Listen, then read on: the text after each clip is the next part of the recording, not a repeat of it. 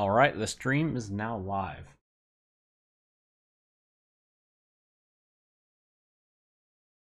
Theoretically. It'll be an ad first, yeah? Yeah, but we are. I can see it. We're just going to start with our lovely intro. We'll wait to get some more people so they can all witness the gloriousness.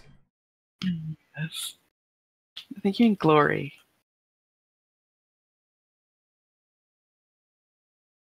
Why am I not a moderator? Where before? Oh, my name isn't even on the stream. What?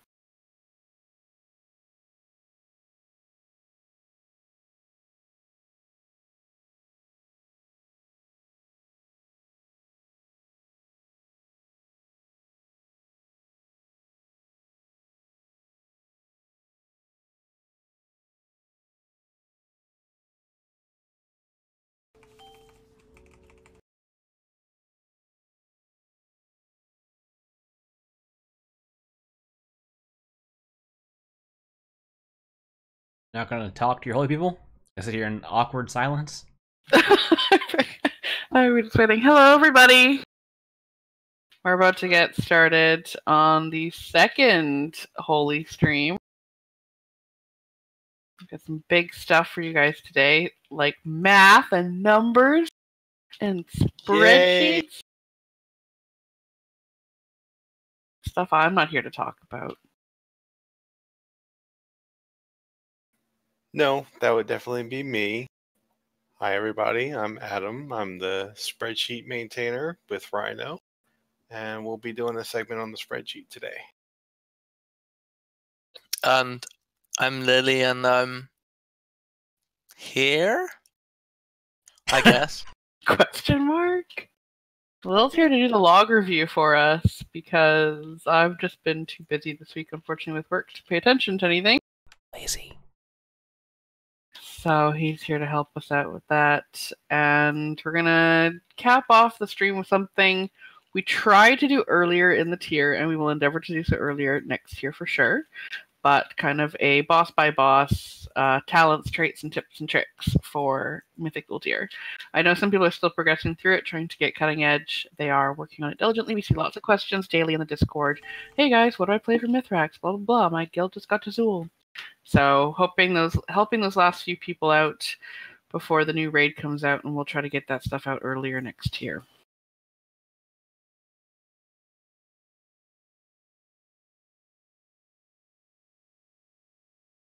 Adam doesn't even know he's getting trolled. Oh, poor Adam. Yes, hello everyone from the True Shot Lodge.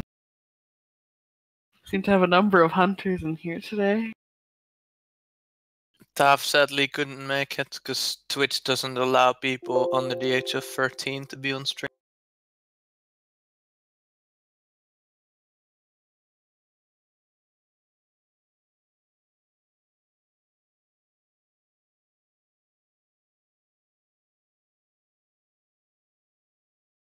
I switch the background to something more appropriate here. Just getting everything ready last minute because holy paladins are slackers, as I've learned. It's just sometimes. No, we're not slackers. We're very, very busy people. I mean, the person that was slacking the most is played Holy Priest for half a tier anyways. Right, Hula? Like a couple of bosses, okay? Couple of bosses. Hey, so did I. There you go. We're the only paladins here. I am a paladin. I was just needed to play priest. I still vote we kick everybody who plays Mercy on any fight out of Paladin. I disagree. Why do you disagree? On progression, yes, I agree.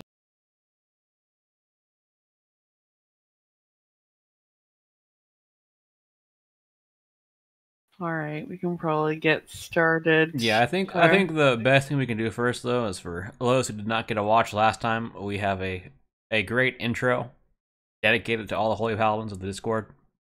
So we'll go ahead and play that now.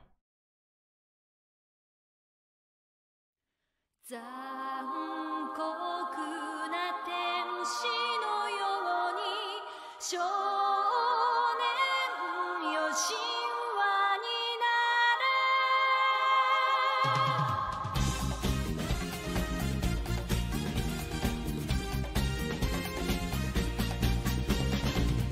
青い風が今胸のドアを叩いても私だけをただ見つめて微笑んでるあなたそっとくれるもの求めることに夢中で運命さえまだ知らない痛いけな瞳だけどいつか気づくでしょうその背中には遥か未来目指すための羽があること残酷な天使の手で窓辺からやがて飛び立つほとばしる熱いパトスで思い出を裏切るならこの空を抱いて輝く少年よ神話になれ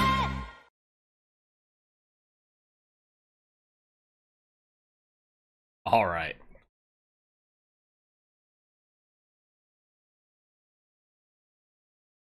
Every time, Skelly. Like I said, Holy Paladins are very lazy. They couldn't even bother to make their own intro. I had to do it for them. There's no intro for anyone else, and we certainly wouldn't make one full of weeb. Did Mythra make it into the intro this time? No. No, because Mythra apparently doesn't exist. Ouch, the biggest blaster doesn't get to be included by a rat Paladin. Well, again, thanks everyone for swinging on by the Paladin Discord Hammer of Wrath stream for yet another week. We've been going pretty steadily. This is the second Holy Paladin stream. So we've got myself, of course, Hula. Skelly's here, our moderator of all things streamy. Lil is here to do some log review, and Adam, our resident theory crafter, number cruncher, spreadsheet guy, is here as well. So anything you guys have about the spreadsheet, this is the time to ask. You've got his full and undivided attention. Other than when's the new spreadsheet coming out? We don't have Rhino. Yeah, we also don't have Rhino here today. He's another part of the spreadsheet crew, but he can't. make it, Rhino doesn't fit into the room. I'm sorry, guys.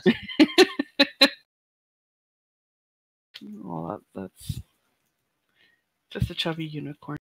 So anyway, so we'll just get started. So normally we keep the log review till the end, but we decided to start with it today for a couple of reasons. One, we're going to actually use our log reviewee for our spreadsheet component, so we figured we'd just start with that. And as it turns out, our reviewee today did not even submit himself. Instead, his guild decided that he needed his logs reviewed in public. So thanks for that, guys. As we found out today that he was volunteered by his guildmates. So we're just gonna get right into it. And Lil and Adam, you guys can take it away and go over these logs. Okay. So today we're going to look at a Mythic G'huun kill. I think the second of the guild. It's by Skirly. Welcome. Yeah, where do I start? The log doesn't look so great, I'll be honest. There's lots of improvements to be made. Adam, do you want to start, or shall I start? You go ahead. I looked at it to get things for the spreadsheet and not much else, to be honest. Okay. So yeah, starting off, you've got Devotion Aura. That's good.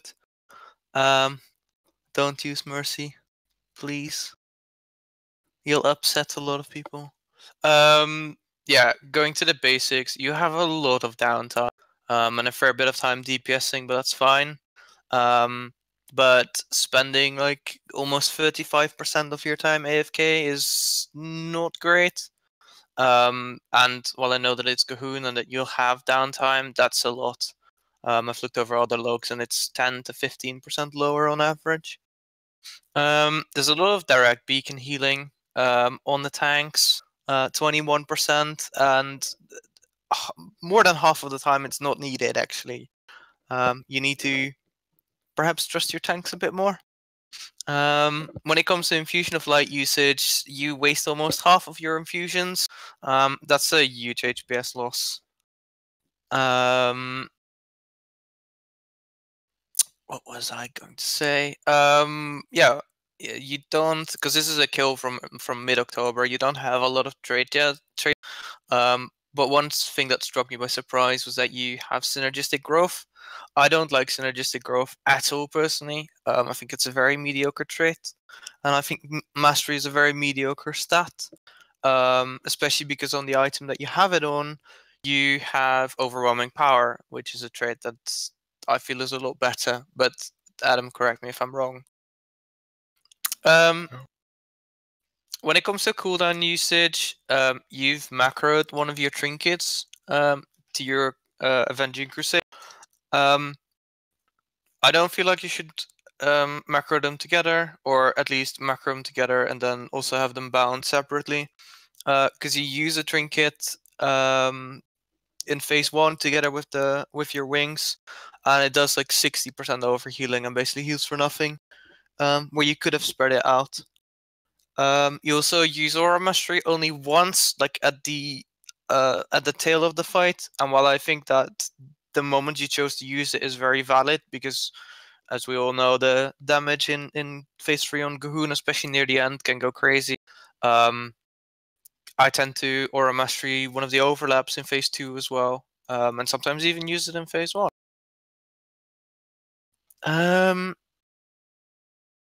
So overall, I think cast more. You can cast more Holy Shocks, more Judgments, more Lights of Bestow Faith usage is good. Wings usage is, would assume it was assigned, but I can't say for sure. Use Aura Mastery, use Arcane Torrent, and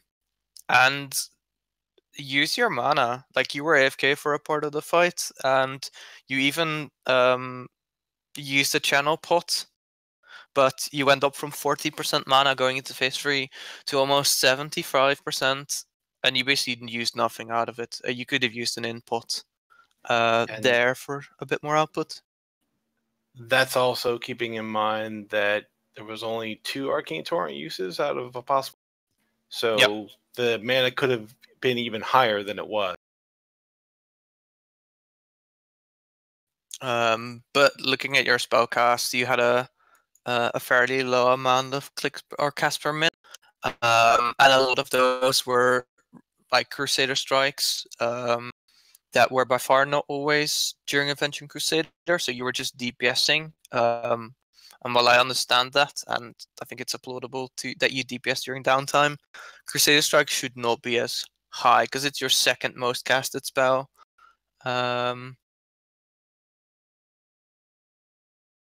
You could like heal a lot more, basically.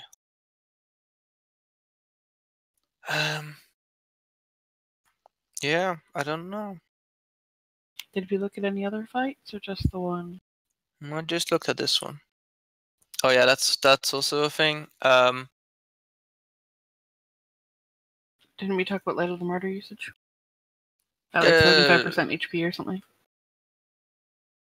No, there was no Light of the Martyr usage on this fight. Oh, it was a different fight we were looking at. Yeah. Yes, we did look at another fight, and we saw Light of the Martyr usage on targets who were at 75% health. And, I mean, as we all know, Light of the Martyr is an emergency spell only when someone's going to die and you have nothing else available. Obviously, 75%, that person's probably not going to die.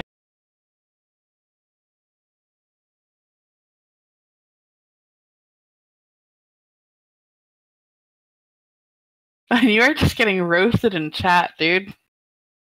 I feel so bad for you, for your guild actually making us do this to you. Yeah, your guild submitted a 9 percentile log, but we decided that we didn't want to review a log where you were kind of AFK for half the fight.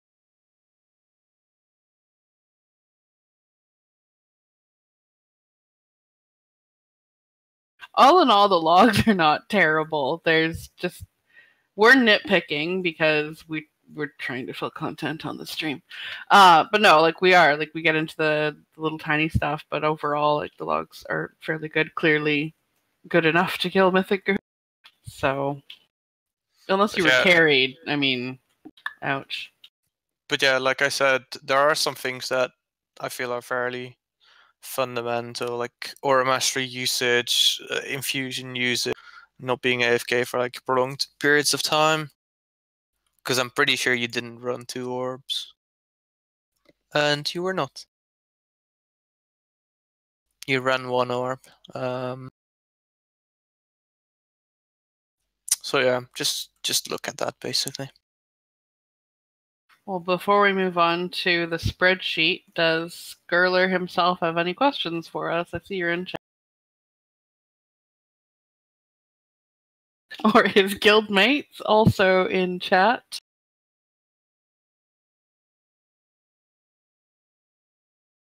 Guess not. Well, again, if you have any questions or comments about the review, if you want us to look at any of your other logs, we only looked at the one really for G'huun, but if you want us to look at anything else, please let us know. We will be more than happy to do.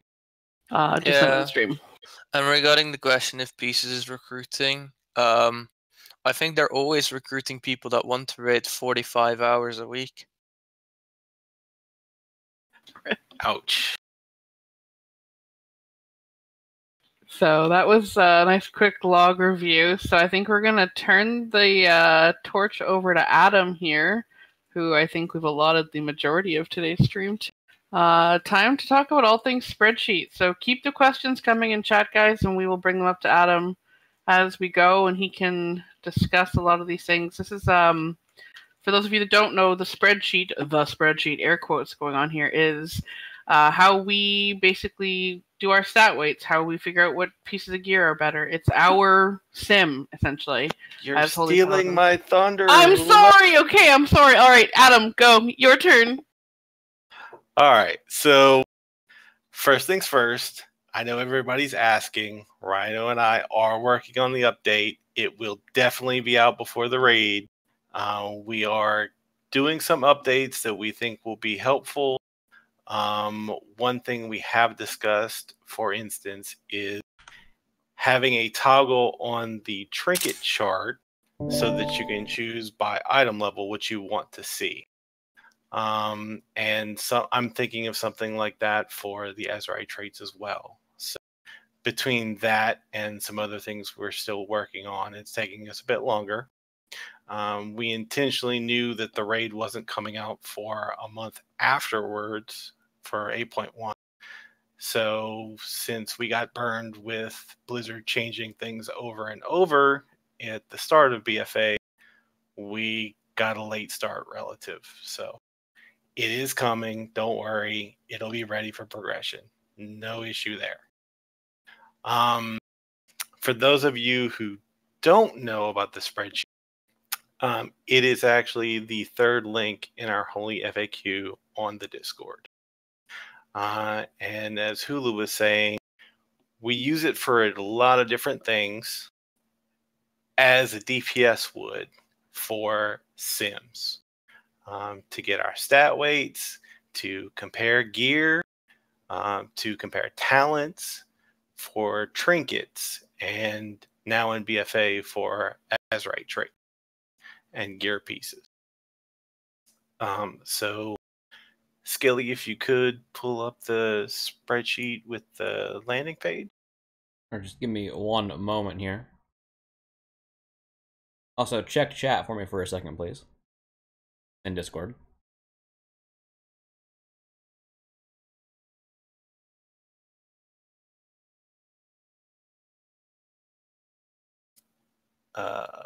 Oh, okay.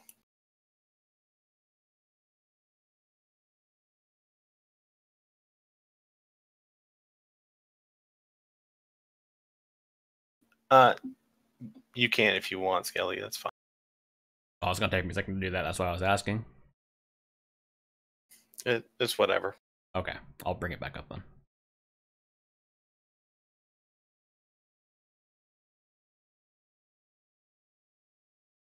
All right. Can you make it Okay. bigger, Scully? So, when you first click on the link in the Discord to the spreadsheet, this is what you're going to see. And if you want to use this for yourself, follow the directions. Please make a copy. And there's a lot of people who just request access to the spreadsheet. And if you do that, I get an email, and I'm not going to give you access because then you can edit it. You need to make a copy, and we have several links throughout the spreadsheet to do that. And then you can edit your own copy. So that's one of the big things. I get a lot of emails, people trying to request access. That's not going to. So what we have on the landing page here is just useful. And a thank you to the guys who were doing the spreadsheet before us. DreamGuard, its original creator, back in, I believe it was Warlords. And then Zero to Rescue, who maintained it for Tomb of Sargeras, and then went on to do the WoW Analyzer, which is a fantastic tool that I recommend everyone here use. If you'll go to the main tab, you'll see where we get things started. Once you've copied the spreadsheet for yourself, this is what you'll come up to. And what you have to do is fill in all of the stats on the left side, the consumables that you're using, enchant, and talents, and then a few things down below, like beacon overhealing and the other things in that area, which we provide a link to WoW Analyzer if you have a log to figure those things out. Once you've done that, it will provide you with your stat weights, and you can use those stat weights for the pawn string on the right if you have the pawn add-on. This is not something everyone uses, but if you do use it, it's an easy way to just figure out an upgrade just by looking at the piece compared to what you're currently equipped in the game. So what I've done for this is entered the stats for the log that we had looked at previously and configured it pretty closely to what was shown. You can change the talents. Yeah, you can see a lot of the things that are on the spreadsheet also go and come from WoW Analyzer. So if you have a log and you're wondering, okay, how do I find out what my mastery effectiveness is? How do I find out what my infusion of light usage was, or what my filler ratio was between holy light and flash of light?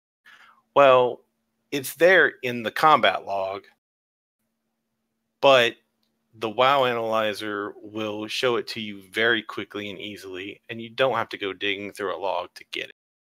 So that's why the link is there on the main tab. If you don't know how to find that, the analyzer will do it for you. And as you can see, I've entered in all of that. And if you change the talent to, let's say, change Judgment of Light to Holy Avenger, for instance, it will update the HPS, HPM, all of those things, and change your stat weights as well.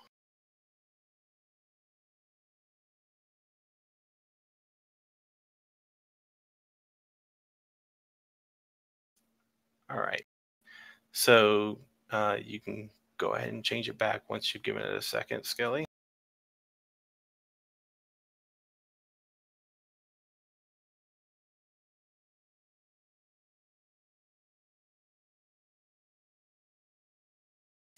All right. So, once you've put in your information, you'll see that it will pull your stat weights, which is one of the main functions of the spreadsheet. You know, DPS use sim. We can't sim healing, so this is what we do to get it. And the same thing is true for the talents on this tab. But there's also a couple of other things you can use this for. And that is for trinkets. So if you go to the trinket tab, what the trinket tab will do is it pulls this information and then uses the formulas that we've put in for each trinket and shows you a graph adjusted for the stats that you've put in, a list of all the trinkets that we've got. And so this is a nice, quick, at a glance chart of what the spreadsheet thinks, given the stats that you've put in, the best trinkets for you will be.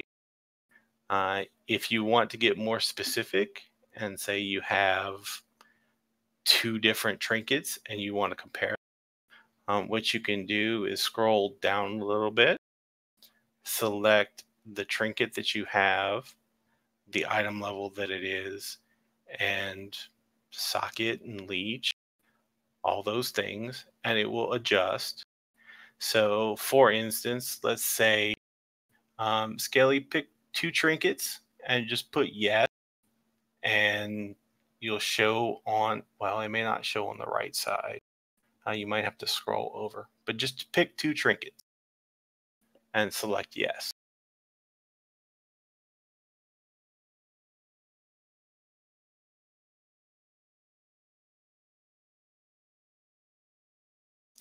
Okay, so you've told the spreadsheet that you have those 2 trinkets, and you scroll over, and it will highlight them, and then it will rank them. So it does the work for you. If you put in all the trinkets that you have, it will tell you exactly, which one's the best. And you can adjust item levels, sockets, and everything else to get a nice comparison for you.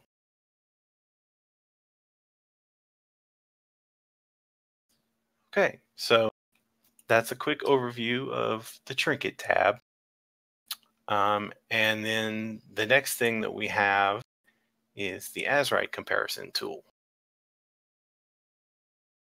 And this is obviously new for BFA. Go to the Azerite tab. There you go. And what you do here is you select a piece of Azerite armor, and you can select what traits you want, and it will give you an estimated HPS value for that piece of armor. And it will make sure that they are the same slot when you compare them. So it won't force it, like you can put 2 different ones, but it will tell, hey, don't do that. Don't compare a chest piece to a pair of shoulders. It's just not going to work right. And you can see that they highlight the best trait on a specific for each one, and then it also highlights the better piece with which you've selected. So if you want to compare 2 Azerite pieces, put the traits in for both pieces, all of them if you need to, but if it doesn't affect HPS, then you can just put it to 0 or none. And it will tell you, personalized for you, hey, this piece is better than this one.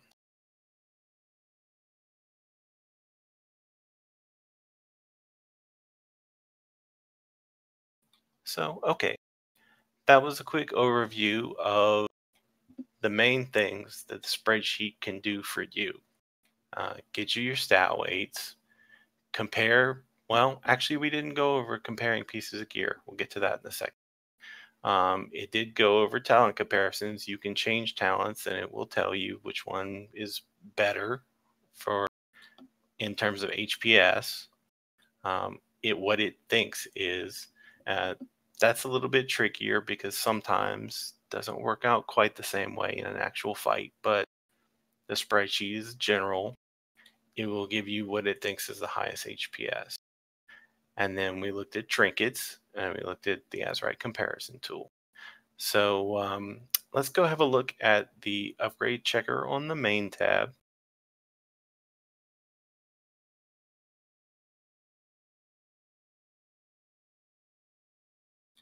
Okay, so below the stat weight is the upgrade checker. And what this will do is if you have two different pieces of gear, all you have to do is put in the stats of each piece of gear and it will tell you whether it's an upgrade or not. And it does so based on the overall HPS increase it expects you to get or lose, depending on what stats are there. What you see there now is a comparison of two 370 item level rings for this person on the fight that was put in, this Mythic G'huun, and what stats they had. So you can see that the new item is actually not an upgrade.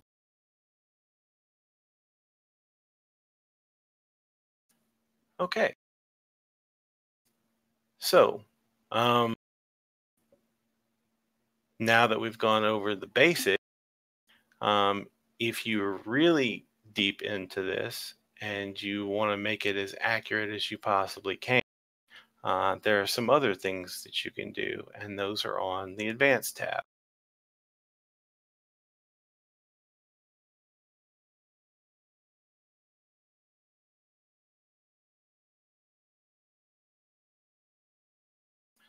Okay, so if you want to make changes to make the spreadsheet more accurate for you on a specific, this is here for you to use. You can change how often you cast specific spells, delays on things like Holy Shock or Bestow Faith, and how much they overheal or not. These here that you see are the default values for the spreadsheet. It can also be important if you are looking to get an accurate value for mana to set the time to or to determine your time to to set the boss fight to the correct length. So that would be on the bottom left, fight duration. Currently it's set to 8 minutes because that Mythic G'huun was about 8 minutes. If you set it very short and you set it so that you don't run out of mana in, say, 3 minutes, because the fight's only going to last 3 minutes, then the spreadsheet's not going to value mana very highly. However, if you run out of mana in 3 minutes and the fight is set to last 8, it's going to value mana much more highly.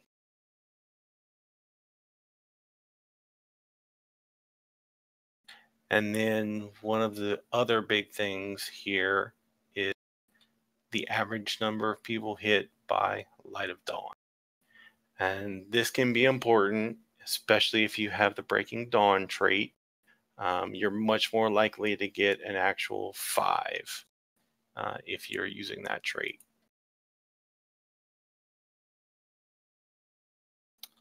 So that goes over the basic and a little bit more advanced on the spreadsheet.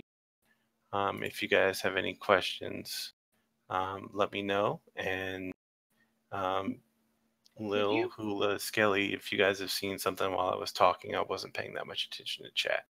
Well, I'm just wondering if you can briefly touch on, and I did get up to get a drink at one point, so if you did, I apologize. If you can briefly touch on why we can't sim. Why do we need a spreadsheet? Okay. So Simcraft works with what they call an APL, an action priority list.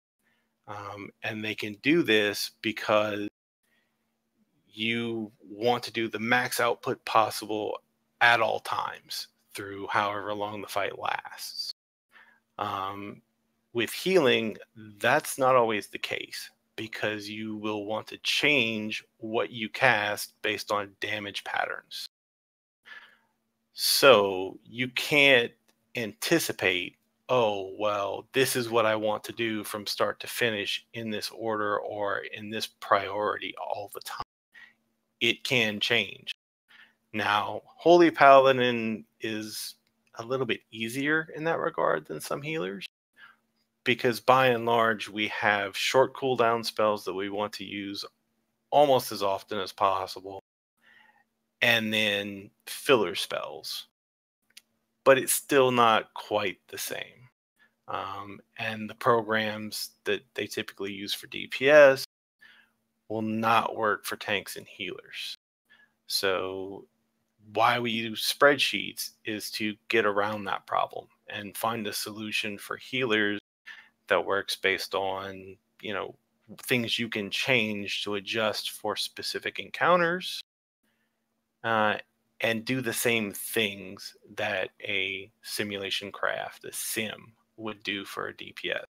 Get you your stat weights, tell you what your best gear is. All of those type of things that we talked about that the spreadsheet can do for you is basically what DPS get from running a sim. So things like healer stat weights or the website that shall not be named.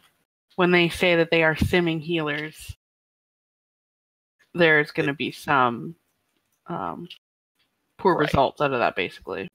Right.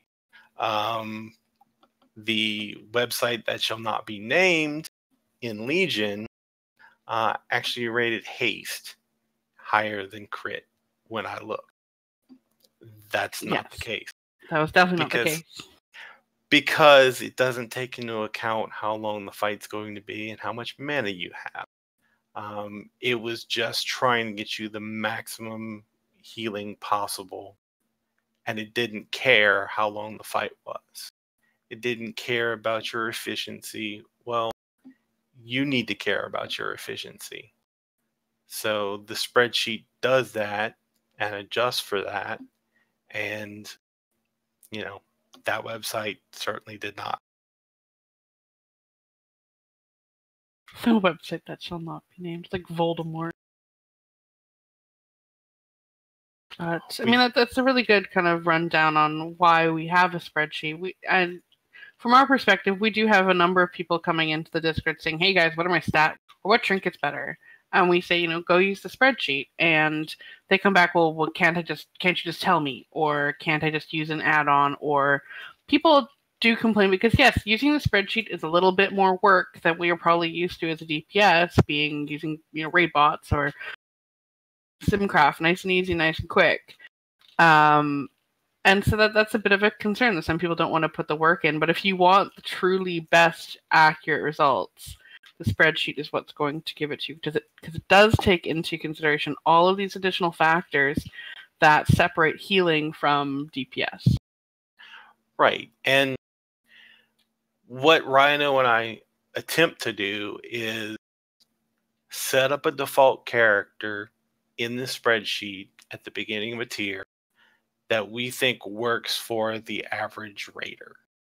And that doesn't mean for us a mythic raider. If you're a mythic raider, we kind of expect you to, know how to do this or ask how to do this and kind of figure it out. So we set something up that, your average heroic raider would probably just click on it and look at it, go over to the trinket tab and say, oh, that's the best trinket. Or this is the best Azerite piece for me, or something like that. They are not going to take the time to do that. So we try to set up a good default for your average Holy Paladin. But if you want to get the most out of it, you do need to make a copy. You do need to put your stats in and kind of experiment with it a little bit. See how things affect your stat weights. See what doing this to a stat, increasing it by 100 or decreasing it by 100, what does that do for me? What does changing the food I eat do for me? All of these things the spreadsheet will do. You just have to put a little bit more effort into it to get it personalized. And I would like to say on our end that when people come in, if you come into the Discord and ask these questions, like, oh, we'll have people coming in, I've got these 4 trinkets, which ones should I use? And we'll say spreadsheet. It's not us being lazy by any means. It's us wanting to provide you with the best and most accurate results. And while we could tell you what we would probably use in a situation, it might not be the best for you. It might not be the best mathematically. And so we're just trying to provide you with those answers. And beyond that, the work that Adam and Rhino put into the spreadsheet is astronomical. So people who just say the spreadsheet is, you're just being lazy trying to get us to do it. The back end work that goes into it is the opposite of lazy. So use the spreadsheet. The tool has been put forward for you to do that, to get the best results. So when we say use a spreadsheet, we're not trying to just slough you off. And I've actually left the spells, weights, and Azerite trait HPS tabs visible right now. And if Skelly wants to look at those, we can see, just where some of this comes from. So let's start with spells. All right, so this is the back end of the spreadsheet. This is where all the math actually occurred. And we start with the spell power coefficients and we build out from there. And there's a lot of things in here that, we're adjusting for crit and mastery and versatility and your GCDs and haste and all of these other things that, frankly, a lot of this work it's a lot more than most people are going to want to put into. And I'm very grateful to DreamGuard and to Zero for actually having set up a lot of this for me, because I've basically built on their work.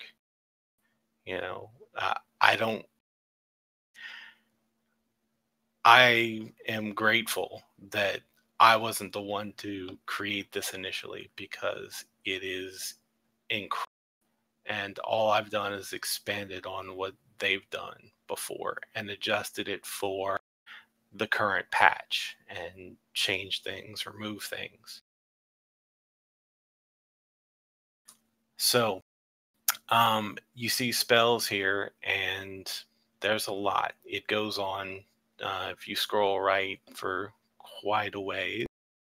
And this is all to determine, how much of your cast time is a certain spell versus another, balancing things out, how much healing you have, and all that. You can see it keeps going. And then the next thing is weight. And the weights are basically taking that spells tab that you just saw and replicating it over and over again. If you scroll down just slightly, you'll see that there's an intellect one, then critical strike, and then if you keep scrolling, you'll see your other stats. Cops are coming for you, Adam. Yes, I can tell. So what each one of these does is we add one of each stat for each one of these blocks. And that's how we determine what your stat weights are. We see how much healing is increased for one of each of these stats, and we compare it to the original spells block, and it determines what each stat's worth. So there's a lot more you could go in depth about this, but I'm not going to. If anybody really wants to dig into this, you're welcome to DM me. We can talk about it. I'd be more than happy to have help if somebody wants to jump in on this project with Rhino and I here and there. But I understand that most people are just not interested in something like this. What? I mean, It's so interesting. obviously, it's math. It's totally interesting, right? I have a question as Yeah. a DPS person. Yes. So because stat weights, it's one thing that we talked about a little bit in our last ret stream on how Simcraft does stat weights. So in the sheet here, it has 1 point, and it's based off that 1 point. Mm-hmm. The only reason you use that method over saying adding a certain percentage of stats, then dividing it over that spread of points. No. We just, frankly, it was done with one of a stat, but I could do it with 100 of a stat, just the same. And I could probably do it percentage wise. I've never actually thought about doing it that way, but you could. Yeah, because for DPS it can be a little bit volatile sometimes, because there might be some sort of small breakpoint that occurs that you're not relatively aware of, and if that 1 point will get you there, that 1 point might be valued extremely high, where if you average out over more points, it might not be as valuable. Right. I'm not aware of any points like that, though. At the beginning of the expansion, I did look and see how adding 100 of each stat up to, I think it was 1,000, affected the balance. And there was no significant breakpoints to speak of that I could find. And I didn't expect there to be any up until we reached the 40% crit mark with Sanctified Wrath. And that's where crit will fall off, because you have 100% crit with Avenging Wrath for Holy Shock.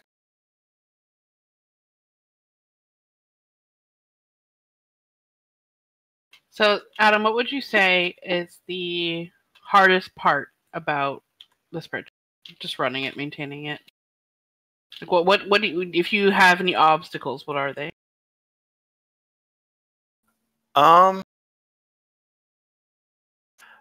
I would say the new trinkets.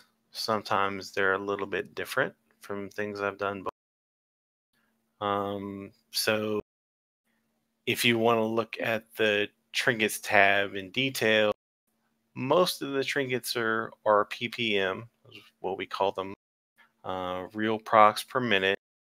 And those, because they're so common, are fairly easy to do. Sometimes Blizzard comes up with some strange things that you can, how do I figure out how to put this in a, because you're looking for an estimation. So how do I figure out how to estimate certain things? And sometimes that'll slow us down. We'll have to talk about it, and what's the best way to do this. What about Azurite? What do you think of the system in regards to trying to put together this stuff? Azurite, I don't think was difficult. It was just time consuming. And what you're seeing now on stream is the way we chose to put it into the spreadsheet. And that's basically every item level for each trait in huge lookup tables. It's a lot of scrolling. Oh, it goes on for several thousand lines. Oh, goodness. Yeah. So before, it stopped at, say, $3.95, I believe it was. And this is obviously, I saw him stop there for a second. It's meant for us, so I have notes for Rhino and I on the back end. We don't expect most users to see this. Normally it's hidden, but the information is there, and when it pulls it for comparison's sake on the tool, you know, that this is where it's pulling it from. It's trying to figure things out and get the correct name of the Azerite, the correct item level, and the HPS value from this huge table. So you guys are all getting a sneak peek here at what is normally hidden. Backstage pass to the spreadsheet. Oh, and can somewhat understand my hatred of the Azerite system. It seems a little tedious. Somewhat. There are other ways to do it. I've seen it with other spreadsheets. It's not quite as bad as it looks at first glance, but I'm not a fan of the system in general. Anything else you think we need to discuss with the spreadsheet? Any questions in chat for Adam while you guys have them? This doesn't happen often, so if you have a question about the sheet, now's the time. We tend to try to steer people away from DMing our theory crafters because they're busy people. Yeah. There are a couple of links that I learned from quite a bit when I started doing. If people are interested, they are Hamlet's Theory Crafting 101 and 102 posts from several expansions ago that are still relevant. Oh, got it already, Skelly. Okay. I was going to link it. But so you can listen chat now. Yep. So if you're interested in how most of the Azerite traits and trinkets work these days, these two blog posts from Hamlet were basically my starting point in how to figure out these things out. Yeah, those are very good information. I'm not going to go over them. If people are interested in them, you're more than welcome to read them, and I'll talk to you about them. But they're a little bit complicated for general discussion on stream.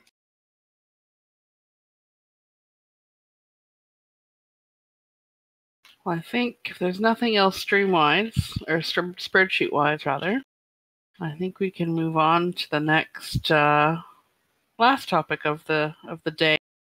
A little less heavy stuff there, but we did say we're going to put together, or rather go over some Mythical Deer specific stuff. But first, thank you very much, Adam, for going over all that stuff for us. Thanks for being on stream this week. And again, if you guys have any questions about the spreadsheet, Adam is there for you. And thank you for all your work, Adam, because it's a helps. lot. You're welcome. It's actually like Hula mentioned earlier that it's not being lazy when we mention the spreadsheet. In my case, it's often being lazy because I could easily recommend people use this and this trinket, but it's just way easier to type spreadsheet. Okay, not only that, but you might give the wrong information. Right. I would never do that. Mm-hmm. We could give general advice, and sometimes we do.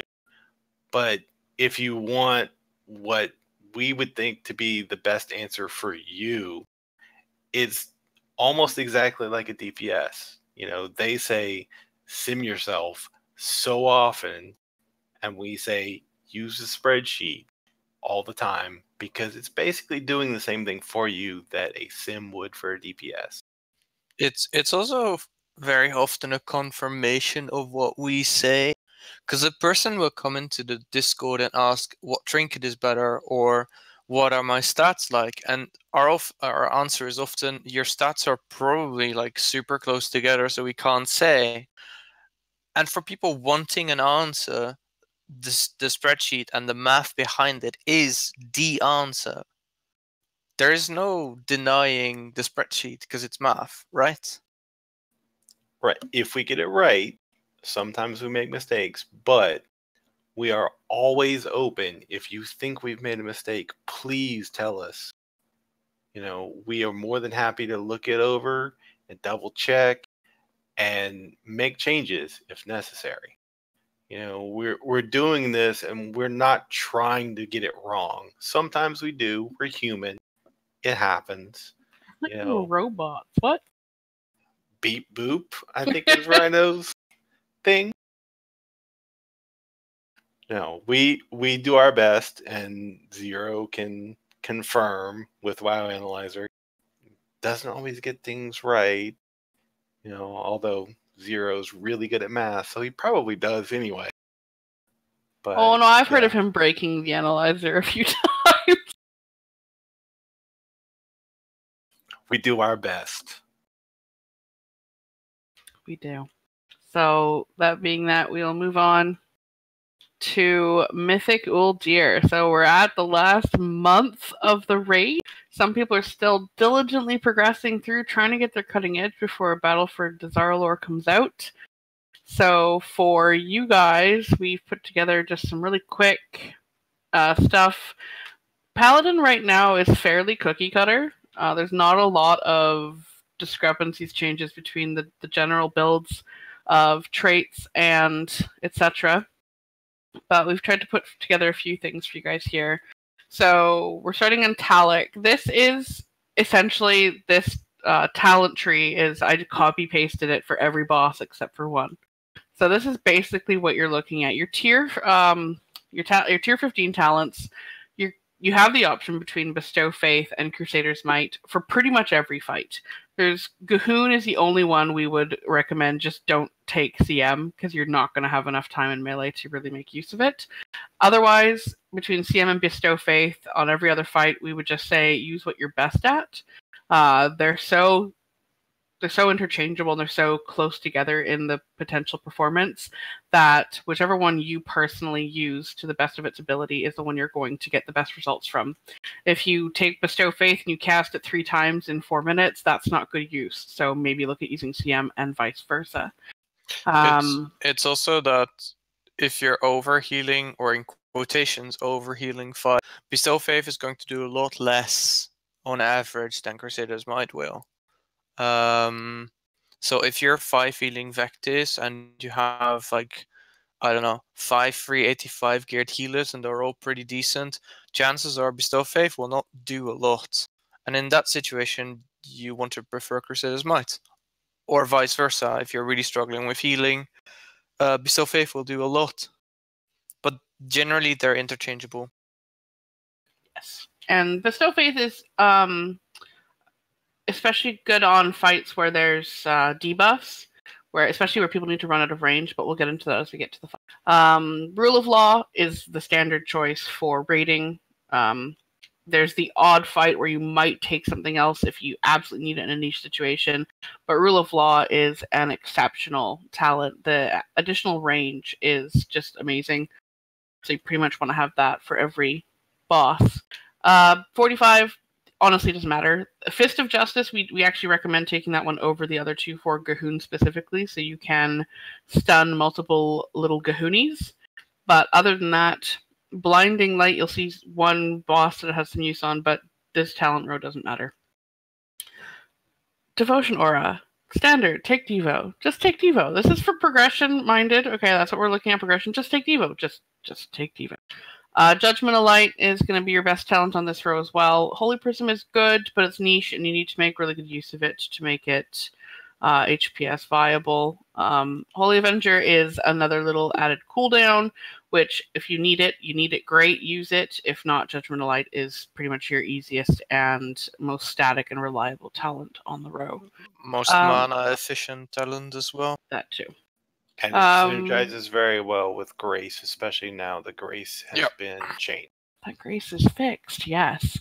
Avenging Crusader we've got selected. There's 1 or 2 fights where Sanctified Wrath might be an option, but those are not because it will provide more HPS, but because the encounter itself makes AC difficult.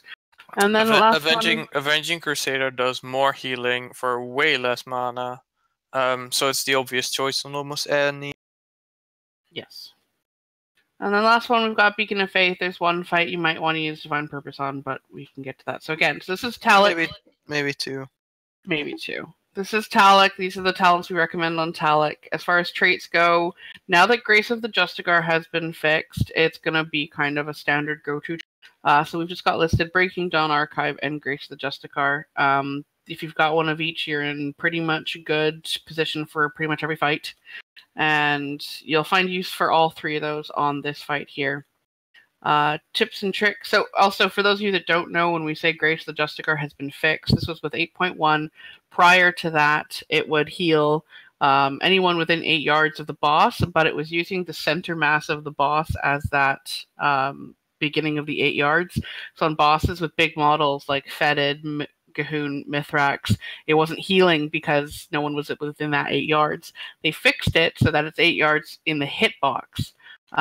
So you will pretty much always get that the people heal, but they've limited it to 10, but it still does quite a lot of healing. So it's definitely a good trait. So those are the 3 you want to use for Taloc. Other than that, little tips. Blessing of Sacrifice, Enlarged Heart, if your tank is trying to solo it, or you don't have too many people moving in to cover the tank for that. Or you don't have a Paladin. Yeah, or that. And Diva Aura, I mean, Aura Mastery, Cudgel of Gore is really the only raid-wide damage on this fight, so go ahead and pop it there. You might want to bubble on the elevator on the way down if you are really bad at looking for beams. But other than that, there's not a lot of little things to do in this fight. This is a very, very easy fight. You could make an argument, I would say, for using Divine Purpose here, but generally Beacon of Faith will be by far the easiest. Yes, definitely. I mean, Divine Purpose, sure, but it's usable on this fight. Let's put it that way. Yep. Moving on It to also heavily depends on how you tank the boss. Because if you have one tank that will tank the boss at all times, and you have a second tank that is basically there to soak the whatever blobs, chances are that tank is not going to take a lot of damage. So DP might be better, but yeah. For Mother, so this is the one fight where Divine Purpose is actually your better choice over Beacon of Faith. Since the way the rooms work, you've really only got one tank at a time. Most people don't even have a second tank on this fight. So Divine Purpose is probably your best bet here. Otherwise, everything else is the same. Blinding Light, you might find some usage. If you get sent over into the next room early, you can actually Blinding Light all the blobby ads to interrupt their spell cast. If you're short on, I mean, it's not, they're going to start casting it right away. Again, it's not a stun, but it can at least help if in dire straits. Otherwise, everything else is pretty much the same here. Same traits. Breaking Dawn, you know, if you have it, if you don't have anything else, that's fine. You might not get a ton of usage out of it on this one because you're typically stacked. But that's why I have a ×2 beside Archive and Grace of the Justicar. So if you have 2 Archives, you have 2 Graces, you can swap those out for Breaking Dawn, rather. Or swap them in. As far as, you know, additional Paladin things, Blessing of Sacrifice, not a ton of usage on it on this fight. Sanitizing Strike, if you notice someone is accidentally in the cone, go ahead and, you know, pop it on them. Diva Aura, you're most likely going to be assigned when you're using your Aura Mastery. Most groups will send over a big wave at some point through the defense grid, and you're going to want to use all your defensives there. Diva Aura is fantastic on this boss for that reason.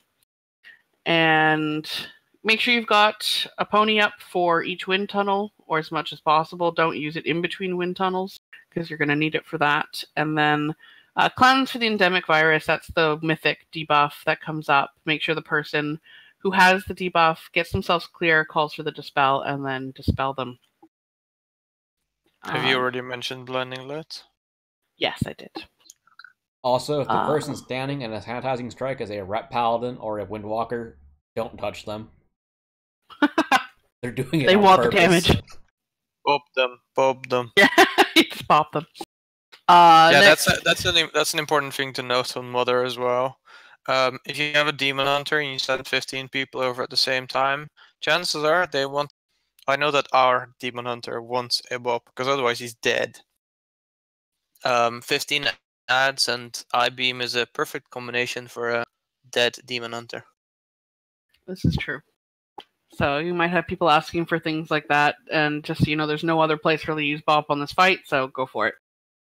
Next up, we have Zek'Voz. Oh, actually, one thing to note: if you really want to use Aura of Sacrifice on Mother, and you're going to choose two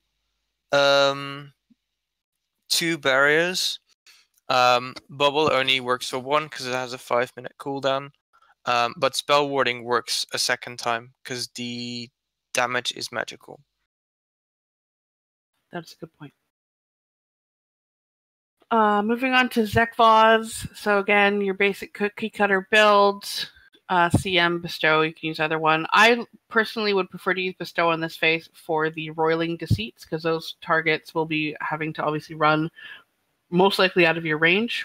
You also want to make sure you're saving at least a Rule of Law charge for that, because you'll probably be the only healer in range. And Roiling Deceit actually does significant damage on Mythic, so if they go without heals, it'll probably kill them, the dot, if they run out right away. So Bestow Faith is great for that, same as Rule of Law. Today I learned that's roiling and not rolling. Oh, yes, it is Roiling Deceit. There is an I in there. And I think lots of people make that mistake. As far as traits, you're just down to the regular traits, Breaking Dawn Archive. Again, Breaking Dawn, maybe not super important on this one because you're most likely stacked, but during I-beams and when people are out for roiling, being able to hit them with that Light of Dawn would actually be pretty beneficial as well. Blessing of Sacrifice, you're probably going to want to communicate with your tanks to make sure they actually call for it. I know some tanks do and do not communicate well when they want externals, but this is one where they should call for externals because there is, of course, a healing reduction debuff. So you want to make sure that they have a damage reduction up or a mitigation up for each one of those, or an absorb. So communicate when they want it. That's when you're going to be using Blessing of Sacrifice on this fight. Alternatively, it might be that people get the Deceit debuff during a surge. You can sack those people to make them survive the surge while they run out to drop it off. There's no excuse to drop the puddle in melee, spawn an ad, and then blow up the rate if you can just sack that person and just go about your business. Yeah, the surge is not a one-shot mechanic. It actually only overkills for a little bit. So an external or even a personal defensive can usually save you from that. So Divine Protection. I think when I checked it in the first week or so, it was about 165k or 170k damage. So if you're a bit undergeared, you'll probably need something small. If you are overgeared like most of us that have the radon farm, you'll probably survive it without, but it's still better to use it. Yes, definitely. As far as Aura Mastery, again, Diva Aura is your choice to go. There's not a ton of huge raid-wide damage moments on Zek'Voz. It's mostly just taking damage. But the I-Beam Surging combo is not a good place. It's not a bad place to use it as a just in case. If that I-Beam gets chained, people will die, and you can save lives with Diva with that. Yeah, I think because people have argued that Mercy is better here because it's such a low amount of damage. Devo will actually save lives. People who get slowed by the warriors and stand in the surges will survive with Devo. People that take the beam will survive with Devo if they chain it, and so forth. It's an incredibly useful talent, and quite frankly, Blizzard, can you please make Devo baseline and remove the other two? Yes, please. And then the other thing we have here is for the Jagged Mandible. That's the debuff that the little Silithid warriors put on you. It does slow you, which on normal and heroic, who cares? On Mythic, the Surging Darkness is quite a bit faster. So being slowed can basically fuck you over in this position. So Bop will remove the debuff entirely, Freedom will remove the slow aspect of it. So even if you don't need it yourself, putting it on other people, your priest especially will be very happy if you toss them a bopper of freedom because they can't get out of the surging in time. And as Stone said, experience from my raid group, can I have an external, gets Ironbark, paints up, sacrifice G'huun. A good tank will communicate for externals in the sense that they'll actually call for a specific one because they're tracking. Yeah, They'll say, can I G'huun sack me? Sort of as thing. someone who's tanked every fight in Ulder at this point, yeah, if you call something external, you'll get 5. If you just say like Moonies or whatever, like that's how to do it. Moonies bark me, you'll get bark and not pain sub, guardian spirit, and like I don't know. Yeah, that's what the tanks that healers like, are the ones that communicate in that sense. Next fight we've got Vectis.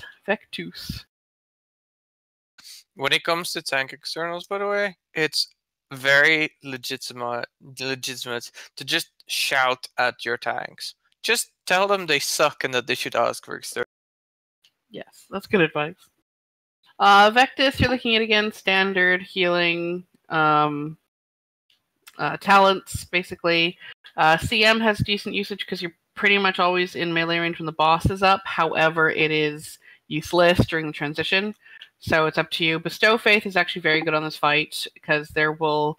Omega Vector is essentially, you're guaranteed to have low overhealing if you use Bestow Faith on... Oh, sorry, sneezing.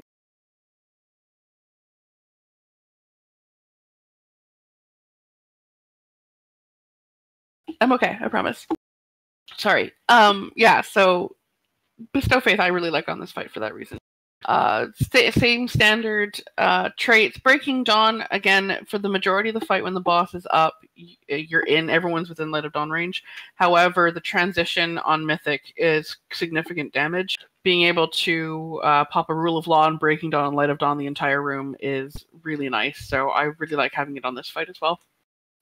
And the increased amount of Light of Dawn healing on the trait is not useless. I think the combination of increased healing plus the extra range makes it a good trait on Vectis as well. Yes, so Breaking Dawn is actually excellent on this one. People don't really realize the damage that comes in the intermission phase, but it is pretty big, especially if your group is not very good at strafing. I think that people, and we'll talk about the aura choice later, people have a lot of misconceptions about what kind of damage Vectis actually has and how to deal with it. And it often leads to a lot of misconceptions regarding, oh, I'll use Aura of Mercy because the Absorb is here, or oh, we're stacked the whole fight, so Light of Dawn increased range is not that great. That's not true, I feel. Vectis is a DPS check. It is not a healing check. That's the important misconception a lot of people have. It is a DPS check in terms of DPSing the adds down before they get a second cast. The Absorb and Contagion are healed perfectly fine with standard regular healing plus throughputs timed properly. You don't need anything more than that if you're only getting the one cast on the add. So for that reason, as you can see in our little tips and tricks window here, we've got Sack is really good for the Omega Vectors. Your tanks don't take a lot of damage on Vectis, so Omega Vector is probably what you're looking for. If your group happens to fuck up and you get multiple Omega Vectors on someone, make sure you pop an external on them. So auras, we've got, not only do we have Diva Aura up, we have a big ol' no on our Aura of Mercy. Because you do not want to use... Do we have our little sound clip skill? Oh, I played it already. Okay. But yeah, like I said earlier, misconceptions. The contagion in combination with the vectors is going to be the most dangerous part of the fight.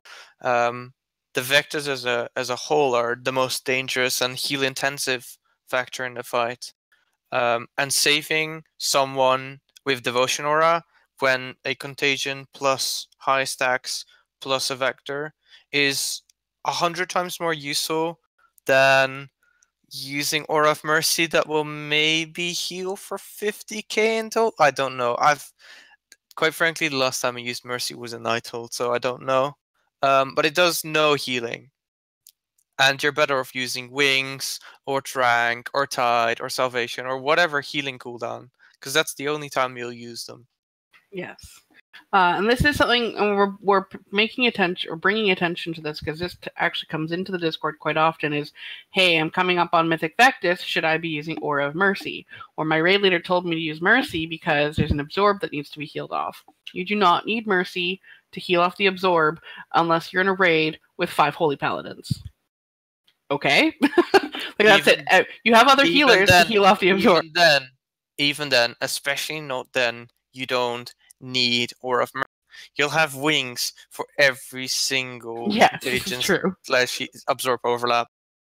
Yes, that would be the case. But the point is that your other healers are there to heal off the Absorb. You're there to prevent contagion damage. So keep that in mind. The other thing we've got on here is just Divine Shield is really good for... it will prevent the application of stack on the transition phase from the Blood Geyser. So actually, personally on progression... I actually used Unbreakable because I was having some issues with my add-ons and they were making it so I couldn't really see the geysers very well. So I was able to have it up, bubble up for phase intermission 1 and 3. I just stood there and bubbled and healed and didn't get any stacks as a result. I don't recommend that. That's just because I was having personal issues, but bubble is fantastic if you just need to stand there and heal during an intermission and not get any stacks. Yeah, if you've seen her UI before, you would know why that is. Thanks, Skelly. Anyways, moving on. Next fight is Fetid. Fetid is I hate Fetid. I really dislike this fight. I also dislike how my guild personally does it. It's very difficult. They run around on me all the time. And anyways, I'm not here to rant, but this Fetid is a fight that I love because I don't need loot from it. We free heal it, and I'm standard the person or the healer that gets to sit out. I haven't done Fetid since Pro. We free heal it, and I'm the one that has to be there. So it's a little bit different on our end. So as far as that first, one thing to note about Fetid is this is a fight that is very, it's difficult for melee. Having too many melee on this fight makes it much harder. So you are going to get your melee telling you to get out of melee, to stop getting in there. But a couple things to keep in mind. If you can make the room, you will do more healing and benefit your raid more in melee range because you can put your passive Devo Aura on your tanks. But we have a little question mark next to Sanctified Wrath. If your group just has too much melee for you to really be able to get in there without spreading the debuff, Sanctified Wrath is, of course, a viable option. It will not be as much HPS as Avenging Crusader will afford you, but it's still good enough if you simply cannot get in melee range. The Crusader's Might Bestow Faith thing also comes up here. If you can afford to be in melee, Crusader's Might be a great talent. If you can't, Bestow Faith, of course, always a great option. I like Bestow even when I'm in melee range because I can... range is also an issue because it's a huge room. That's why Breaking Dawn has a little heart next to it. You want Breaking Dawn on this fight.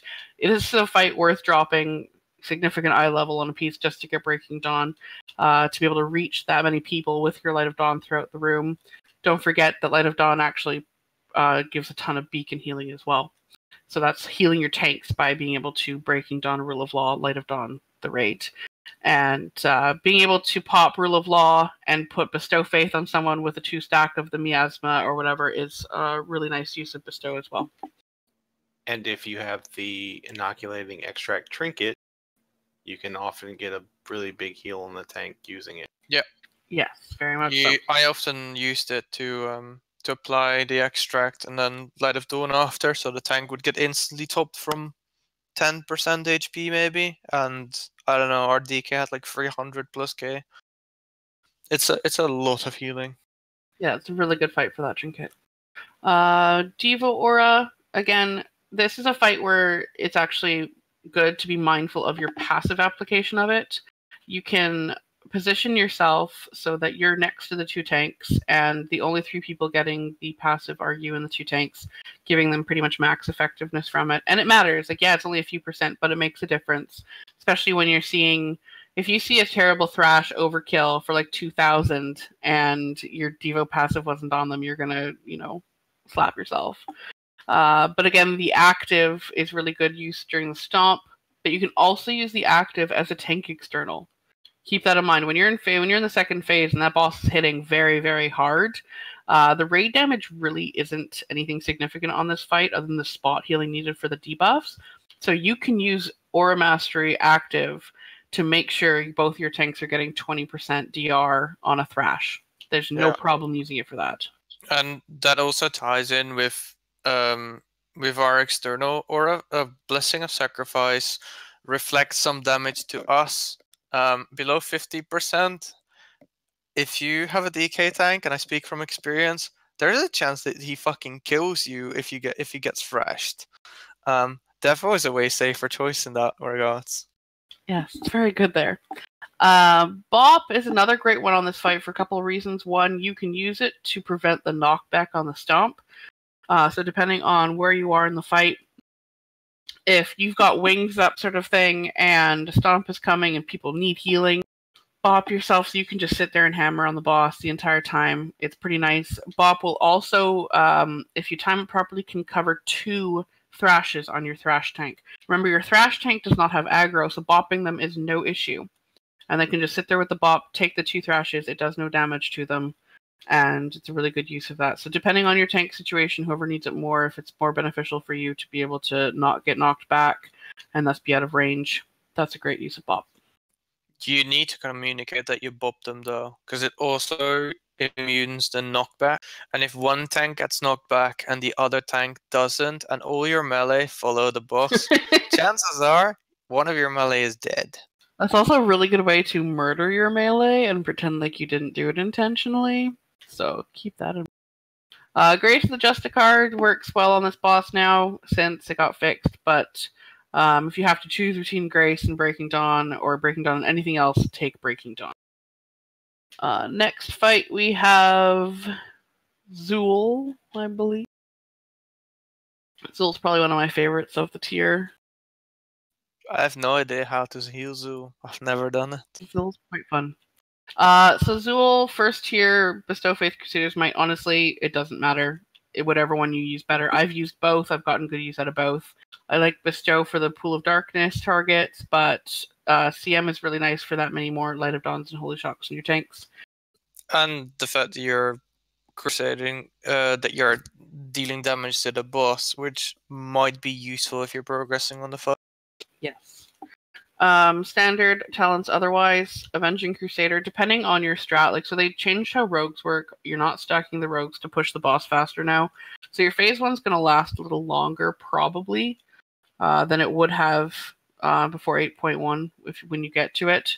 So keep that in mind. I know a lot of people were using AC on pull to help with the damage. If you're not trying to push the damage anymore like you were, you might not want to use it there because you're not going to get as much healing out of it. On the first Dark Revelations is a good time because it will be up again in the second phase. And don't forget, AC is big beacon healing. Never forget that, yes, you're healing all these other people, but it is very big beacon healing. Your beacons will have a hard time dying when you've got AC up if you're using it properly. And phase 2 is tank damage. That is what's going on. The tanks are getting pounded. So being able to have AC up during phase 2 is really, really good as well. I can confirm, as someone who has 2 tanks Zul Mythic. Yeah, it hurts. We know you love getting pounded, Chris. And as far as tips and tricks on this one, Grace is great on Zul because, pretty much everyone's stacked for the majority of it within that 8 yards, 8 yards. Archive is great as well. Breaking Dawn, you'll get some use out of it, especially in phase 2 when it becomes a big chaotic clusterfuck, but it's not a huge necessity on this fight. So if you've got a second Grace, you've got a second Archive instead of Breaking Dawn, you might get some more use out of it on this fight. Especially because Archive is nice just for the extra buff, because the amount that you're being able to throughput, especially in phase 2, is going to matter. As far as little tips and tricks, Blessing of Sack, you want to make sure you've got it up for phase 2. Again, tanks get pounded. They're going to need your external. Aura Mastery, Dark Revelations is probably the biggest moment of raid-wide damage in phase 1. If you don't need it for that, using it just as a tank external in phase 2 is fine. There's also a ton of raid damage in phase 2, so just having it up at all in phase 2 is excellent. Bop, you are going to want to save your Bop, so you're going to feel maybe if your tanks are not very good at picking up the Krogs start running in on someone, you're going to feel the urge to bop them, but see if you can do something else about it because you want your bop available in the second phase. The tanks get a stacking debuff called Rupturing Blood, and it ticks off, but if you can bop it off of them, it just removes it. The pool goes underneath them, and that's actually part of the strat.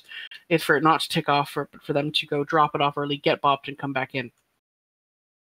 That being said, do not lay on hands that tank prior to them getting bopped because they'll have forbearance and you can't bop them, and that happens pretty much to everyone at some point, and it's not fun. I've seen that mistake happen and I've died too.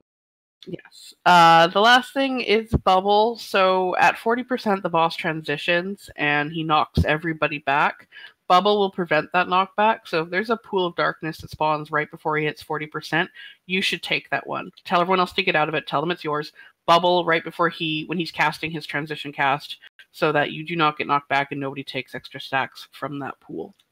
It's Otherwise, probably safest for you to use that one as well, because in phase 2 you don't want to move as much, and the pool will still spawn.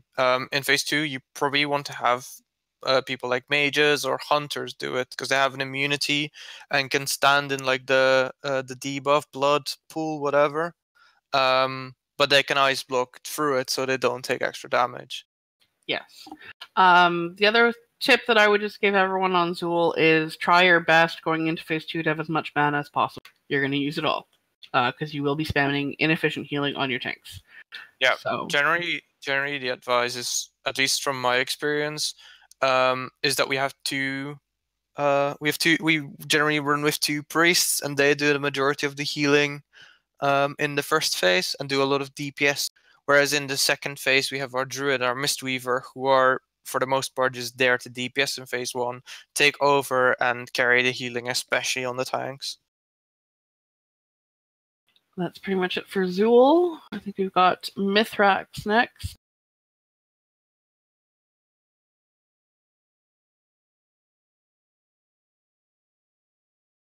Mythrax, another good fight. Now that they fixed it with the orbs, it's actually fun. So again, cookie cutter build, not too much to worry about here. CM is fine on this fight, but specifically with Imminent Ruin, Bestow Faith is a pretty nice one. You can get good use out of it there on debuff targets. Rule of Law, of course, because you're going to have people spread out. Rule of Law is a good go-to. That's also why we've got Little Heart next to Breaking Dawn. Now that you can stand in melee, it's not as necessary as it was before, but it's still very, very good to have Breaking Dawn on this fight. And Grace the Justicar actually does really good healing on Mythrax now. Pretty much, you're going to want to... You'll probably have your cooldowns assigned for this one. This is one fight where you might even have wings assigned. But using it on Void Echoes, that's the add casts Void Echoes, and it does ramp, so the more casts, the more damage it does.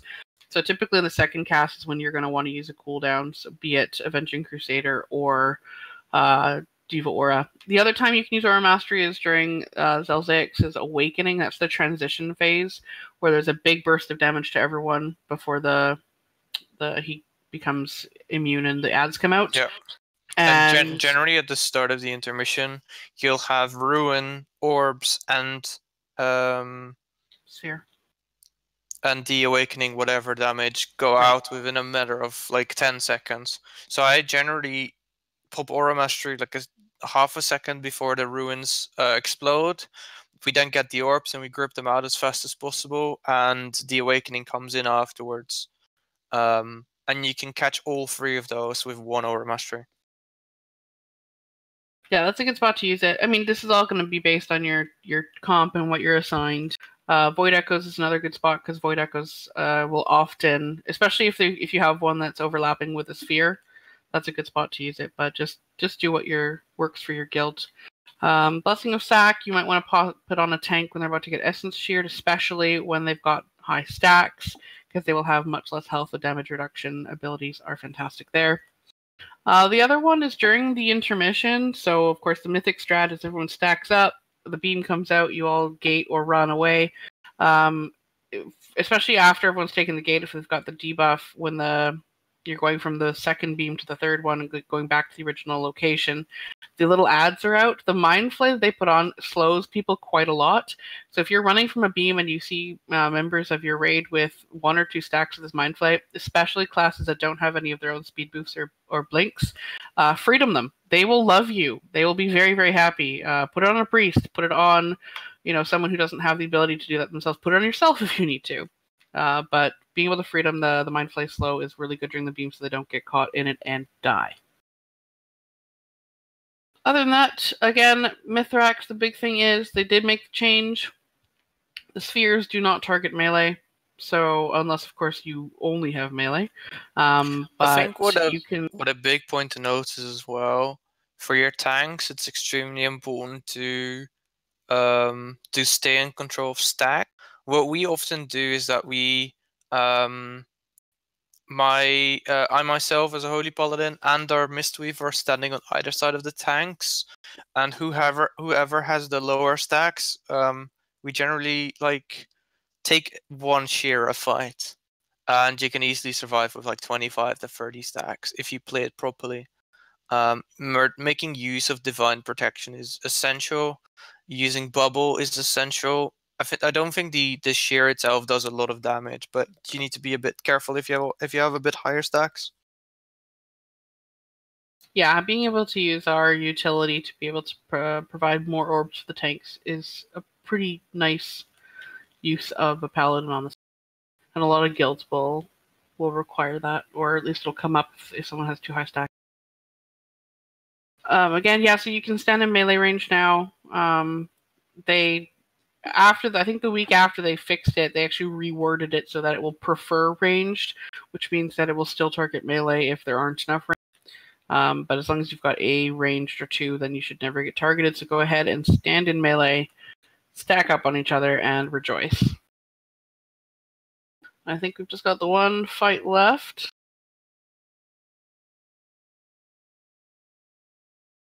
Which is G'huun, a big slug boy. So we have G'huun here. Again, Crusader's Might. This is the one fight where we actually just say don't use it. Yeah, you're not going to have enough time in melee. You're not going to have enough time in range of things to hit. Crusader's Might is just not a good talent on this fight. So you want to use Bestow. It's probably possible to use it in phase 1, potentially in phase 2. But in phase 3, chances are that the space around the boss is incredibly cramped, and the more you can be out of melee range of the boss, the more room your melee have. And phase 3 is when the healing matters. So if you're using a talent that you can't use in phase 3, then you're not really helping your raid out. You'll mostly cool down through the heavy damage phases in phase 2. Phase 1 doesn't really matter, I feel, if you do it properly. But phase 3 is where it counts. And I've seen a lot of occasions where people are in melee, be that ranged or healers or holy paladins, and they're in melee with a rogue or a demon hunter or whatever. The wave goes out, and one of them gets knocked into the mushrooms and dies. It happens frequently. Don't be that guy. Yeah, don't be that person.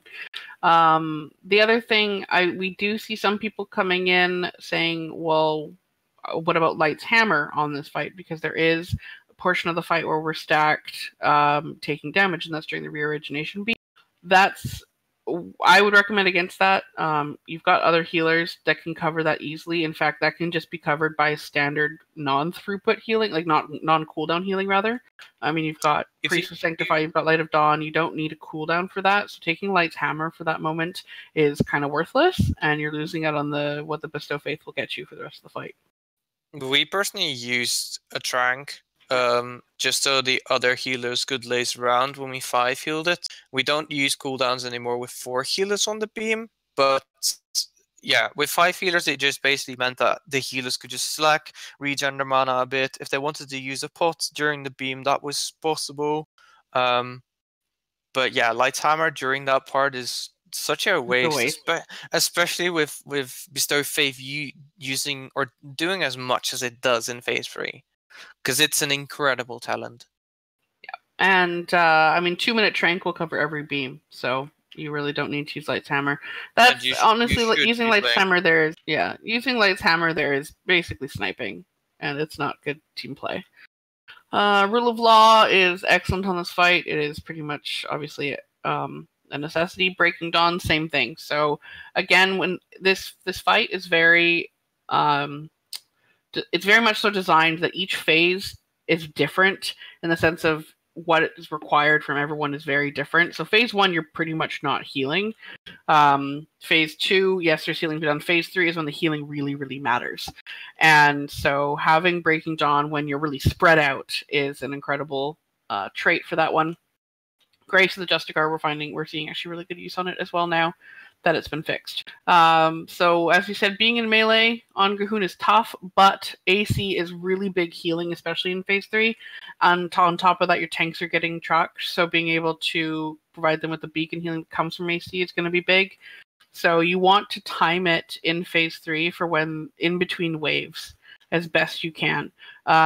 Having bubble available to bubble during a malignant growth as well, and just stand in the growth so you're not near anybody when you've got wings up is really nice. That's what I personally do. Yeah, that's what I personally do as well. Yeah, it's incredible because you make space for others by moving into the mushrooms but not dying, while at the same time you're using an incredible healing. Yes, so it's really nice during that point because when other people are running. It doesn't happen anymore as often, I feel, with 2 boils instead of 3. But there were times where the boils mechanic was like in the middle of the mushrooms, and it was kind of tight to or random rather to soak 2 that were next to each other. For instance, you can bubble and you can stand next to one of them and take 1 stack and have 2 others take another stack or whatever. Yeah, during the malignant growth, your other healers are probably running and not able to heal as much as well. So being able to AC during that by bubbling through it is really beneficial. As far as your other abilities, Blessing of Sack, you're probably going to want to save it for tanks in the last phase. They do take a lot of damage. I mean, not just last phase. It's a long fight. Use it multiple times. Actually, in phase 2, if one of your tanks is running an orb, 1 tank will take an immense amount of stacks, and you'll probably be, or multiple externals will probably be required. I know that when I tanked the fight personally, as a pro paladin, I used the bark and the pain sub. Tanks can go like up to 25 stacks, and that's a lot of damage. It does a lot of damage, yes. As far as Aura Mastery, so we actually mentioned this in our log review earlier, you want it up for phase 3, but it's at least an 8-minute fight, so you should definitely be making use of it prior to that too. Figure out the timings of the fight, figure out when to use Aura Mastery. You can pretty much use it in phase 2 and phase 3. In general, the first feast and therefore the first ad will not have a lot of health, but it will stay up for like 2 casts, but everybody will have 2 or 3 stacks at that point. So if you have Aura Mastery for the overlap with the ad plus the stacks, that's exceptionally good. And you can use it on one of the 2 ads that you'll have to deal with during the fight, because the other ad will be dealt with the beam, so 2 out of 4. And if you use it, it will come back in phase 3. Yeah, and just in time to do excellent derps. When you're orb running, so this is obviously a big part of Mythic, pretty much everyone has to get up there and orb run at one point. Pony and Freedom is excellent use. Depending on when you are going up and how many warlocks you have, you can Pony Freedom through pretty much half of the lane. If you don't need it, if you've got 4 warlocks, if you're really lucky like I am and you just get to gate, being able to put the freedom on the second person you're tossing to, or the first person going up if you're being tossed to, is really nice too. Just make sure that they don't get rooted or anything. So make sure you've got your pony and your freedom ready for orb running. The last thing we want to mention on this fight is when you're entering into phase 3, you want to bop someone and you want to hodge the boss. Because if you get mind controlled, you can bop the boss and hodge your players, and they will be very upset. And I think we actually have a clip. Sours, if you're there, I made use of you for this. This is toxic. The boss is fucking Bob.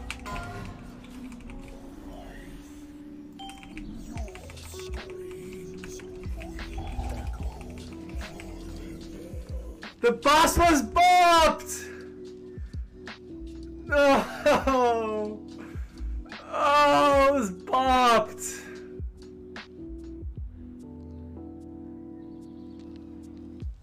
As you guys can see, not having bop on cooldown can be very difficult and lead to a wipe at 1%, as we have actually got video evidence of. Sorry to put you out there like that, Sours, if you're still watching, but it's a pretty good example of that. So just go ahead and bop someone. During the ceiling falling, just use it. You're really not going to get much use out of it otherwise in the phase, so it's better used on a player for a little bit of damage reduction as opposed to being put on the boss. And Hodge as well. I have Hodged my priest a number of times, and I know she gets very upset if I get MC'd and Hodge.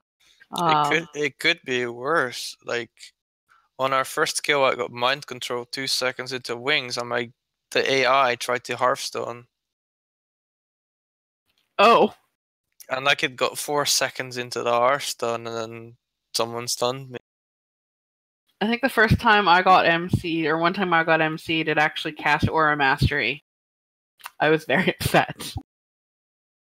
Putting all the good stuff on cooldown. So yeah, that's just another tip and trick for Mythic G'huun, is put that stuff on cooldown at the beginning of the phase. Because, I mean, you might get MC'd not by your own fault. There might literally just not be enough people left over, especially if you're still progressing on the boss. Most kills on this boss do not have a full raid alive on your first and second kills. You're doing it with just a handful of people, and MCs are pretty much inevitable at that point. So you want to make sure you're not getting MC'd with a couple people alive and putting a bop on the boss with no one to dispel it.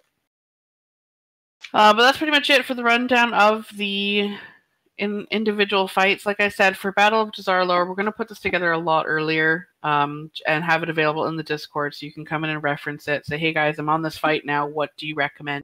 We will be putting together that a lot sooner as the group of us, the staff, essentially progress through it. Hopefully we'll all get through it pretty quickly. I think we got through Uldir quickly as a group, so that worked out pretty well. But we'll make sure we get that out for everyone. Yeah, almost everybody got Flame Slayer, so it should be okay.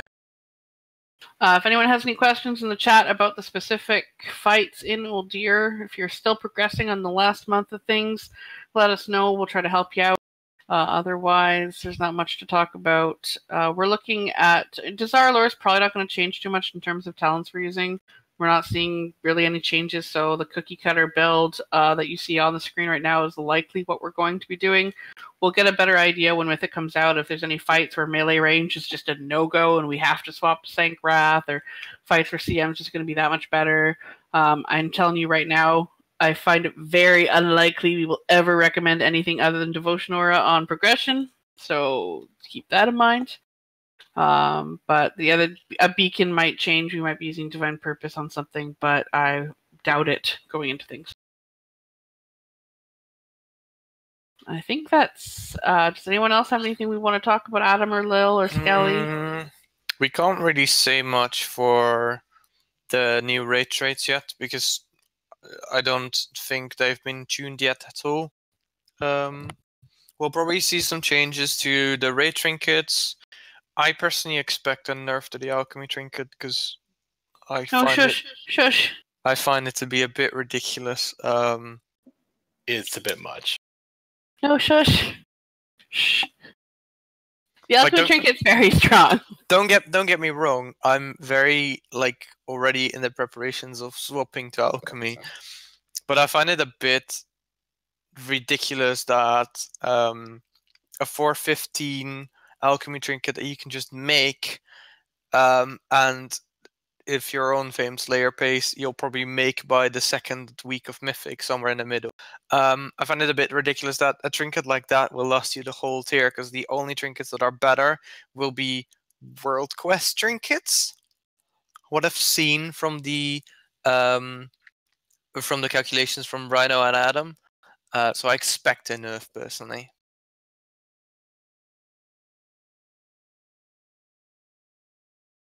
But hey, you never know. This is Blizzard we're talking about. This is true. Could happen, But could not.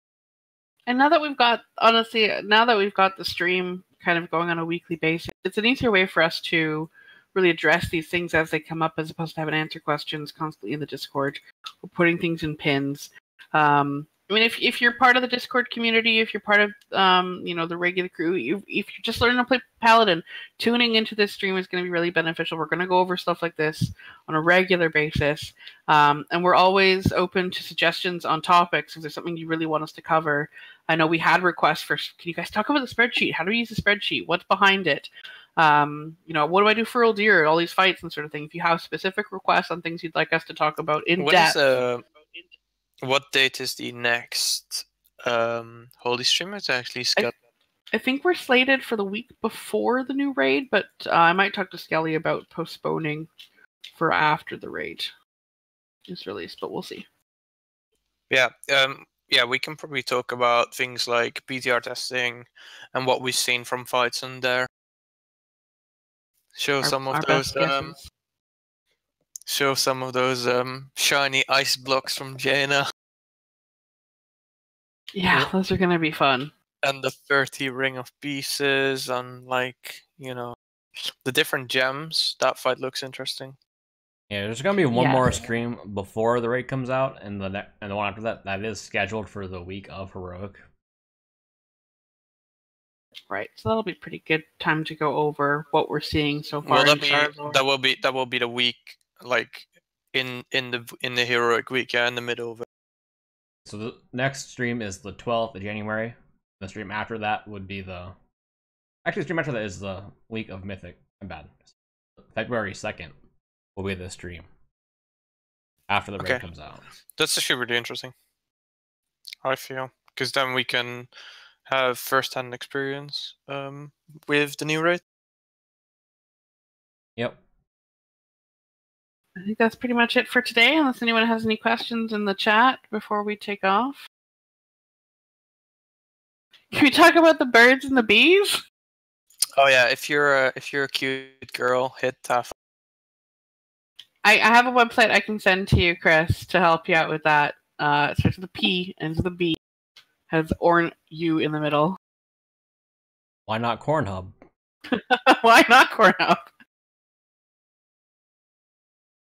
We'll talk about that when you're older. There's lots of corn shucking going on there. That's disturbing, Skilly.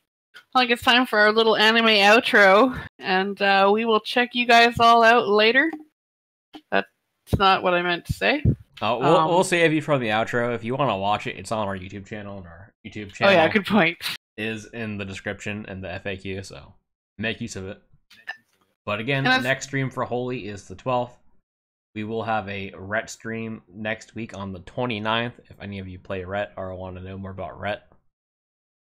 One day Prot will stream again, but who knows when. Go bug people in Prot channel, ask them when the next stream is. Tell them to pick up the slack. Get them encouraged a bit more. If you want to play Ret and you want to know how to play Ret, buy a pillow for the bench. Oh. You just made Skelly sad. No, I wouldn't recommend getting a pillow. I usually use rope. Oh. Oh no. And as you guys know, like, this is the new thing. This is only the second Holy stream we've done. We've been doing this for a few weeks now. Feedback is very welcome. Let us know how we're doing. If there's something you guys want to see us do. If you want like a weekly segment sort of thing, just let us know. We really want to make this stream valuable to the community. So let us know all those things. Otherwise, out for me. See you guys in a few weeks. Yep. Thanks for Bye. watching. Thank you to Bye, Adam and Lil and Hula, and everyone have a good day.